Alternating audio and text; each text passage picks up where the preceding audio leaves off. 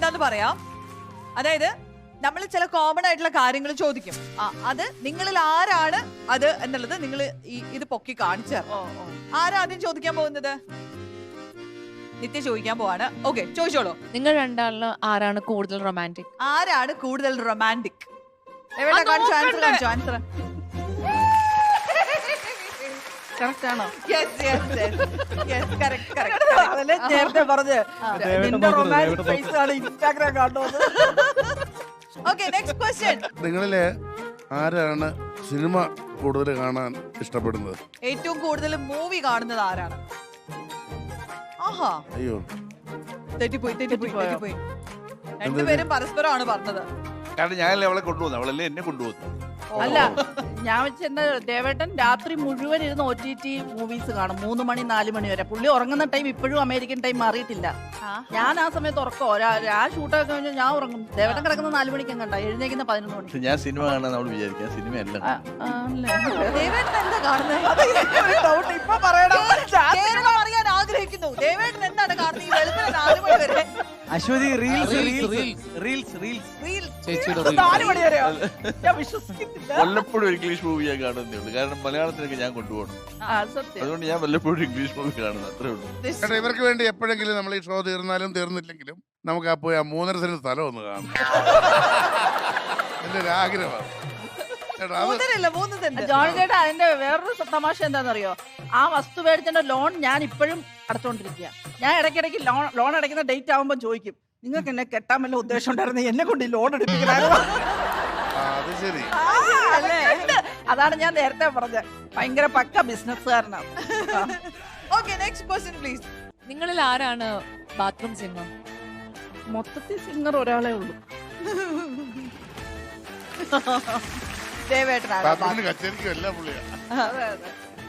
അടുത്ത ക്വസ്റ്റ്യൻ ചോദിക്കട്ടെ.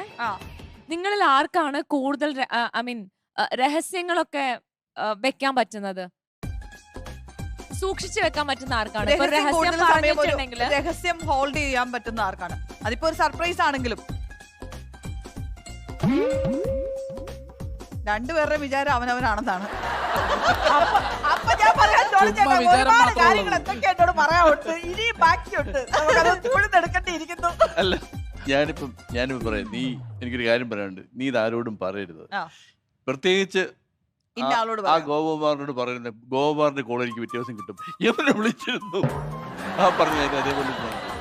അപ്പൊ രഹസ്യം ഒന്നും അവിടെ സൂക്ഷിക്കാറില്ല. അപ്പൊ എല്ലാം ഓപ്പൺ മൈൻഡാണ് മൊത്തത്തിൽ. ഞാൻ ദേവേട്ടനല്ലേ ഇപ്പൊ കാണിച്ചത്? അയ്യോ, എനിക്ക് തെറ്റിപ്പോയതാ. ദേവേട്ടനാ രഹസ്യം സൂക്ഷിക്കുന്നത്, ഞാനല്ല. ഇത് കാണിച്ചപ്പോ തെറ്റിപ്പോയതാ. അത് കണ്ടപ്പോ ഞങ്ങൾക്ക് മനസ്സിലായി തെറ്റിപ്പോയി. അല്ലെ, രഹസ്യങ്ങൾ എന്ന് പറഞ്ഞാല് ഇപ്പൊ ഒരു ഭർത്താവ് എന്നുള്ള നിലയില് എനിക്ക് ചില കടമകളൊക്കെ ഉണ്ട്. സാമ്പത്തിക കാര്യങ്ങളാണെങ്കിലും മറ്റെന്ത് കാര്യങ്ങളാണെങ്കിലും അവൾക്കൊരു വിഷമം ഉണ്ടാകുന്ന കാര്യം, കൊച്ചു കൊച്ചു ടെൻഷൻ വരുന്ന കാര്യങ്ങൾ ഞാൻ ഓടിപ്പോയി പറയാറില്ല. കാരണം ഒരു എന്താ പറയാ, ഒരു ഭർത്താവ് എന്നുള്ള ഒരു ഷോക്ക് അബ്സോർബർ ആകേണ്ട ഒരാളാണ് ഞാൻ. അപ്പൊ എല്ലാ കാര്യങ്ങളും പറഞ്ഞ് ടെൻഷൻ അടിപ്പിക്കാതെ അതൊക്കെ വരുമ്പോൾ ഞാനതങ്ങ് ഏറ്റെടുക്കും. അപ്പോൾ അത് പിന്നെ ആയിരിക്കും പറയുന്നത്. അപ്പൊ എന്തുകൊണ്ട് എന്നോട് പറഞ്ഞില്ല, അല്ല എന്തുകൊണ്ടത് പറയാ, അത് ഒരുപക്ഷെ ഞാൻ പറയാനേ പോകത്തില്ലായിരിക്കും. അങ്ങനെയുള്ള കാര്യങ്ങളേ ഉള്ളൂ, അല്ലെ വൈറ്റ് ലൈസ്. ദേവേട്ടൻ മാക്സിമം ദേവേട്ടൻ ടെൻഷനുള്ള ഒന്നും എന്നോട് പറയാറില്ല. ദേവേട്ടൻ പറയുന്നത് നീ എപ്പോഴും ഹാപ്പി ആയിട്ടിരിക്കണം. പക്ഷെ എനിക്ക് തോന്നുന്നു ദേവേട്ടൻ എല്ലാം ഷെയർ ചെയ്യുന്ന മക്കളുമായിട്ടാണ് തോന്നുന്നു. കുട്ടികളെല്ലാം അറിയും. കാരണം അവര് എപ്പോഴും ഇരുന്ന് ഭയങ്കര രഹസ്യം പറിച്ചില്ല 3 പേരും കൂടെ. അപ്പൊ ഞാൻ ചെല്ലുമ്പോ ഇവരങ്ങ് നിർത്തും. എന്നിട്ട് അപ്പൊ ഞാൻ പിന്നെ ചോദിക്കാൻ പറയാം, അത് അമ്മ കേട്ട ചുമ്മാ ആവശ്യമില്ലാത്തതിനൊക്കെ ടെൻഷൻ എടുക്കും, അതുകൊണ്ട് പറയാത്ത. അല്ല, അത് മറ്റൊന്നുമല്ല. സ്കൂളിലെ കാര്യങ്ങൾ അവരെന്നോട് പറയും. ഇങ്ങനെ ആ ടീച്ചർ ഇത് പറഞ്ഞു, ഈ പയ്യൻ ഇത് പറഞ്ഞു, അല്ല കൊച്ചങ്ങനെ പറഞ്ഞു. അപ്പം എന്തെങ്കിലും ഒരു പ്രതികേട് സ്കൂളിലുണ്ടായാൽ അമ്മയുടെ ചെവിയിലെത്തിയാൽ അമ്മ എപ്പോൾ ടീച്ചറെ വിളിക്കും, ടീച്ചറെ എന്ന് പറഞ്ഞ് വിളിക്കും. അപ്പൊ അത് വേണ്ട, കുട്ടികൾക്ക് അത് വേണ്ട. ജസ്റ്റ് അവർക്ക് സംസാരിച്ചാൽ മതി. അപ്പൊ അങ്ങനെയുള്ള കാര്യങ്ങളൊക്കെ അവർ എന്നോട് സംസാരിക്കും. അതാണ് ഞങ്ങൾ സംസാരിക്കുന്നത്, സീക്രട്സ് അല്ല മകളെ. നിങ്ങള് നല്ല മാതൃകാ ദമ്പതികളാണ്. ഒരുപാട് കാലം സന്തോഷിച്ച കൊച്ചു ജീവിതം. ഇനി കുറച്ച് സമയമുള്ളൂ. ഇനി അടിച്ചു പിരിഞ്ഞിരിക്കാൻ സമയമൊന്നുമില്ല. ഈ ദേവയുടെ മുമ്പേ പറഞ്ഞില്ലേ, ഇങ്ങനെ സമ്മാനങ്ങളൊന്നും മേടിച്ചു കൊടുത്തിട്ടില്ല, അല്ലെങ്കിൽ ഒരു ചിക്കന്റെ സമ്മാനങ്ങൾ എന്ന് പറയുന്ന ഈ നമ്മുടെ സ്പെഷ്യൽ ഡേയ്സിന് നമുക്ക് കിട്ടുന്ന അതില്ല. അല്ലാതെ പുള്ളി വെറുതെ ഇരിക്കുമ്പോ ബാ നമുക്ക് അങ്ങോട്ട് പോയി അങ്ങനെയൊക്കെ വേങ്ങാറുണ്ട്. അല്ലാതെ ഒരു മറ്റൊന്നും കൊണ്ടല്ലേ ശരി. എന്താന്ന് വെച്ചാൽ ഇപ്പൊ ഒരു ബർത്ത്ഡേ വന്നു അല്ലെങ്കിൽ ഒരു സ്പെഷ്യൽ ഒക്കേഷൻ, ആ സമയത്ത് ഞാൻ സമ്മാനം വാങ്ങിച്ചു കൊടുത്തോണ്ടിരുന്നു കഴിഞ്ഞാല് ഒരുപക്ഷെ ഞാനവിടെ ഇല്ലെങ്കിലോ അല്ലെങ്കിൽ അത് കൊടുക്കാൻ വന്നാൽ അവർക്കത് മനസ്സിൽ വിഷമമായിട്ട് വരും. അതെ. അപ്പൊ ഞാൻ ചെയ്യുന്നത് എന്താ വെച്ചാല് എനിക്ക് അങ്ങനെ പ്രത്യേക ഒക്കേഷൻ വേണ്ട. ഞാൻ എന്തെങ്കിലും ഇപ്പം അമ്മുന് പറ്റിയ ഒരു ഡ്രസ്സ് കണ്ടു കഴിഞ്ഞാൽ ഞാനത് പോയി വാങ്ങിച്ചിട്ട് അങ്ങോട്ട് കൊടുക്കും. അല്ലെങ്കിൽ അവർക്ക് എന്തെങ്കിലും ഇഷ്ടമുള്ള കാര്യമാണ് അത് ചെയ്യും. പക്ഷെ അങ്ങനെയാണെങ്കിൽ ഞാൻ ഒരു ചോദ്യം ചോദിക്കട്ടെ.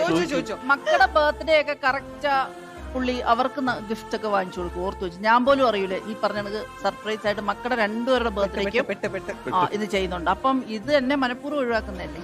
പക്ഷെ കുട്ടികളെന്ന് പറയുമ്പോൾ അവരുടെ ആ എന്തൂസിയാസവും എന്തെങ്കിലും കാണുമ്പോഴുള്ള ആ നോവൽറ്റിയും ആ എക്സൈറ്റ്മെന്റും അത് അവർ ഇപ്പൊ അനുഭവിച്ചില്ല, പിന്നെ അവർക്ക് അനുഭവിക്കാൻ പറ്റത്തില്ല. അല്ല, പക്ഷെ ആ കൂടെ ഇവിടെ അതൊന്നും വേണം. കാരണം ആ ഒരു സന്തോഷം അനുഭവിക്കേണ്ട ആളല്ലേ. എല്ലാവർക്കും ഗിഫ്റ്റ് ഒക്കെ കിട്ടി, എനിക്ക് മാത്രമേ ഉള്ളൂ അങ്ങനെ തരാത്ത. ഇനിയിപ്പം ഡിസംബർ 7-ാം തീയതി വെഡിങ് ആനിവേഴ്സറി വരും. എന്തായാലും ഗിഫ്റ്റ് കൊടുത്തുള്ള കാര്യമല്ല. ഇനി ഇത് കേട്ടോ, ഇവിടെ ആരെന്ത് കൊടുത്താലും നമുക്കൊരിക്കലും വിജയനെ ഒന്നും തോപ്പിക്കാൻ പറ്റില്ല. നമ്മൾ എന്തിനാ വെറുതെ ഇവിടെ നെഞ്ചത്ത് ടാറ്റു ചെയ്തിട്ടിരിക്കുന്ന ആൾക്കാരുണ്ട്, മറക്കരുത്. മിക്കവാറും അടുത്ത വിജയന്റെ കുട്ടിയുടെ ബർത്ത്ഡേ വരുമല്ലോ. അതായിരിക്കും മൊത്തത്തിൽ ഒന്നാമത്തെ കാര്യം അതാ, ഒരുത്തൻ ടാറ്റു അടിച്ചു, ഒരാള് താജ്മഹൽ. ഇതിന്റെ പുറത്ത് ഞാൻ എന്ത് ചെയ്യാനായിരുന്നു? അല്ല, അത് മാത്രമല്ല, എന്നെ ദേവേട്ടൻ പ്രപ്പോസ് ചെയ്തിട്ടില്ല. സീരിയസ് ആയിട്ട്. അയ്യോ, അത് ഞാൻ പറയാം. അല്ല, പ്രപ്പോസ് ചെയ്തില്ല. ദേവേട്ടൻ പ്രപ്പോസ് ചെയ്ത ആരോടാന്നറിയോ? മക്കളോടാണ് ദേവേട്ടൻ പ്രപ്പോസ് ചെയ്തത്. എന്റെ ബർത്ത്ഡേയുടെ അന്ന്, നവംബർ 1 എന്റെ ബർത്ത്ഡേ. കേരളപ്പിറവിയുടെ അന്ന് എന്റെ ബർത്ത്ഡേ നവംബർ 1 ബർത്ത്ഡേ. നേരത്തെ പറയാത്തെ നമ്മളിവിടെ കേരളപ്പിറവി എന്ന് പറഞ്ഞോണ്ട് ഇങ്ങോട്ട് റാംബോ ഒക്കെ നടത്തിയിട്ട് ഇവിടെ വന്നിരിക്കുമ്പോ ബർത്ത്ഡേ ആണ് പോലും. അല്ല, അങ്ങനെ ബർത്ത്ഡേയുടെ അന്ന് 20 നമ്മുടെ കല്യാണത്തിന് മുന്നേ ഉള്ള ബർത്ത്ഡേയുടെ അന്ന് ഈ ദേവേട്ടനും മക്കളും ഞങ്ങളെല്ലാവരും ഡിന്നറിന് പോയിട്ട് അവിടെ വെച്ച് മക്കളോടാ ദേവേട്ടൻ ചോദിക്കുന്നത്, നിങ്ങളുടെ അമ്മയെ ഞാൻ കെട്ടിക്കോട്ടെ എന്ന്. നിങ്ങളുടെ ചേട്ടൻ ചോദിച്ചത് അത് ഭയങ്കര രസകരമായ ചോദ്യമൊക്കെ ആയിരുന്നു. ഫുഡ് കഴിക്കുന്നതിൻ്റെ ഫുഡ് കഴിക്കാൻ അങ്ങോട്ട് എടുക്കുമ്പോഴാണ് ഒരു കാര്യം പറഞ്ഞോട്ടെ എന്ന് പറഞ്ഞിട്ട് ഒന്ന് ആലോചിച്ച് നോക്കിയേ. അവർക്ക് നല്ല നല്ല സ്മാർട്ട് ആളുണ്ട് കുട്ടികളാണ്. അപ്പോൾ ഈ ഞാനെന്ന് പറഞ്ഞ ഈ കഥാപാത്രം അവരുടെ ജീവിതത്തിലേക്ക് എൻ്റർ ചെയ്ത് കഴിഞ്ഞാൽ എന്നെ അവരും കൂടെ സഹിക്കണ്ടേ. അപ്പോൾ അവർക്ക് എന്നെ ഇഷ്ടപ്പെട്ടില്ലെങ്കിൽ അവിടുത്തെ താളം മുഴുവൻ തെറ്റും. നമുക്ക് ഈ ശ്രീമതി എങ്ങനെയെങ്കിലുമൊക്കെ അഡ്ജസ്റ്റ് ചെയ്ത് ട്യൂൺ ചെയ്ത് കൊണ്ടുപോകാം. പക്ഷെ കുട്ടികൾ അങ്ങനെയല്ലോ. അപ്പൊ അവർക്ക് എന്നെ പൂർണ്ണമായിട്ടും അക്സെപ്റ്റ് ചെയ്യാൻ പറ്റിയില്ലെങ്കിൽ ആ കുടുംബത്തിന് താളം തെറ്റും. അങ്ങനെ താളം തെറ്റിക്കാനല്ലോ നമ്മൾ കല്യാണം കഴിക്കുന്നത്. താളാത്മകത ഉണ്ടാക്കാനാണ് നമ്മൾ കല്യാണം കഴിക്കുന്നത്. അതുകൊണ്ടാണ് എന്നോട് ചോദിച്ചത്. അല്ല ജോണി ചേട്ടാ, നമ്മുടെ നാട്ടുപുറത്തൊക്കെ ഒരു പറച്ചിലുണ്ട്, നമ്മൾ ഭാര്യയെ നമ്മൾ വീട്ടുകാരി എന്ന് വിളിക്കും, അല്ലെങ്കിൽ ഭർത്താവിനെ വീട്ടുകാരൻ എന്ന് വിളിക്കും. പക്ഷെ എനിക്ക് അവളെ വീട്ടുകാരി എന്ന് വിളിക്കാനുള്ള യോഗ്യതയില്ല. കാരണം നമുക്ക് വീടില്ല. അവളിങ്ങനെ 3 സെന്റും 1 മുറിയും പറഞ്ഞ് കുറെ കാലമായിട്ട് ഇങ്ങനെ നടക്കുന്നുണ്ട്. എനിക്ക് 3 സെന്റ് എന്റെ ലൈഫിൽ ഉണ്ടായ കുറെ അനുഭവങ്ങളുണ്ട് ജോണി ചേട്ടാ. ആ അനുഭവങ്ങളിൽ നിന്ന് നമ്മൾ പഠിക്കുന്ന പാഠമാണല്ലോ പിന്നീട് നമ്മളെ ജീവിതത്തിൽ.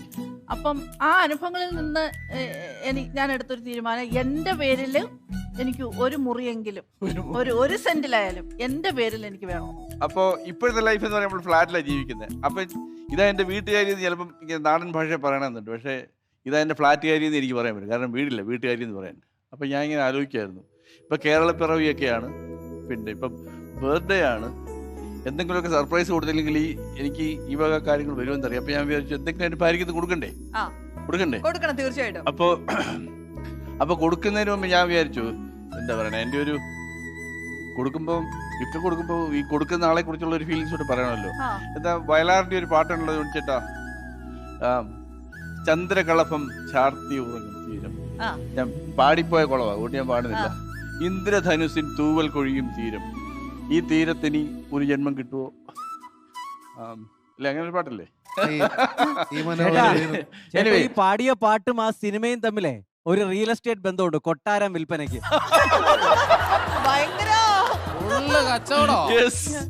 എനിവേ, ആ പാട്ട് കേൾക്കുമ്പോഴൊക്കെ ഞാൻ വിചാരിക്കും, യെസ്, ഇനി ഒരു ജന്മം ഉണ്ടെങ്കിൽ എനിക്ക് ഇവിടെ തന്നെ ജനിക്കണം, എനിക്ക് എൻ്റെ അമ്മയെ തിരിച്ചു കിട്ടണം, അച്ഛനെ തിരിച്ചു കിട്ടണം. പക്ഷെ ഇപ്പോഴത്തെ ഒരു പ്രാർത്ഥന, ഇവളെ ഒരു 100 ജന്മത്തിൽ കൂടെ കിട്ടണം എന്നുള്ളതാണ്. അടിപൊളി അടിപൊളി അടിപൊളി. അപ്പോ ഞാൻ ഇവർക്ക് 3 സെന്റും 1 മുറിയും പണിതിട്ടുണ്ട്. അപ്പോ എനിക്കുള്ള എന്റെ ധൈര്യമായിട്ട് വീട്ടുകാരി എന്ന് വിളിക്കണമല്ലോ. അതെ. അപ്പോ ഞാൻ ആ പാടുന്ന ഒരു മുറിയുടെയും 3 സെന്റിന്റെയും താക്കോല് ഞാൻ ഏൽപ്പിക്കും.